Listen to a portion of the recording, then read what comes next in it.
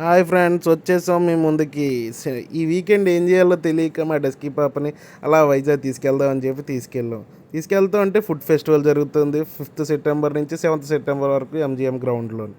బీచ్లో food festival కదా, బాగుంటుంది అలాగని చెప్పి అందరం కలిపి డస్కీని తీసుకొని వెళ్ళాం.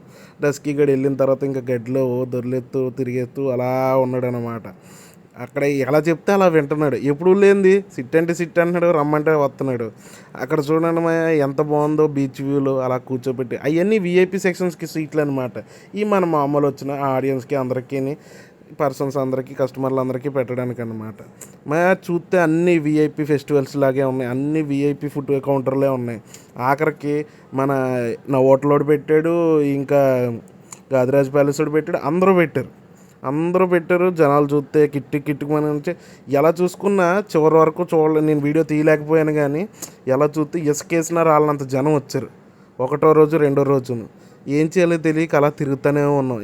ఎక్కడ దొరక్క ఫుడ్ తిరిగి ఇంటికి వస్తాం.